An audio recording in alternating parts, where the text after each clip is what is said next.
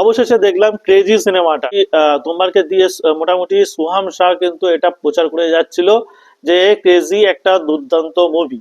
সিনেমাটা 75% পর্যন্ত দেখতে দেখতে আমার মনে হচ্ছিল যে সত্যিই ক্রেজি হচ্ছে একটি দুর্দান্ত সিনেমা। সিনেমায় একটা মজার জিনিস যেটা দেখানো হয়েছিল, সিনেমায় অ্যাকচুয়ালি সুহাম শাহ ছাড়া আর কোনো অভিনেতাকেই এখানে দেখা যায়নি একদম শেষ মুহূর্ত পর্যন্ত।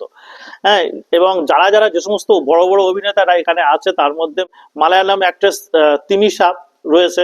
এছাড়া টিনু আনন্দ, পীযূষ মিশ্র, শিল্পা শুক্লার মতো অভিনেত্রীরা এখানে রয়েছে। তারা শুধুমাত্র ফোনে কল করতে দেখা যায়, তাদের ভয়েসটা শোনা যায় কিন্তু তাদের সামনে আনা আনা হয় না। শুধু শেষ মুহূর্তে টিনু আনন্দকে একটু দেখানো হয়। একটা ডাক্তার, সে আহ, এক জায়গায় 5 কোটি টাকা নিয়ে যাচ্ছে, এমন সময় তার একটা কল আসে যে তার মেয়েকে কিডন্যাপ করা হয়েছে তার, এবং সেখানেও তাকে 5 কোটি টাকা দিতে হবে। সে কোন জায়গায় 5 কোটি টাকাটা দেবে? সে একটা নতুন জীবনের জন্য যেখানে এক জায়গায় 5 কোটি টাকা দিচ্ছিল সেখানে দেবে, নাকি তার সন্তানকে উদ্ধার করার জন্য 5 কোটি টাকা দেবে, যে সন্তানকে সে এক সময় অটিজমের শিকার ছিল বলে তাকে ত্যাগ করে দিয়েছিল।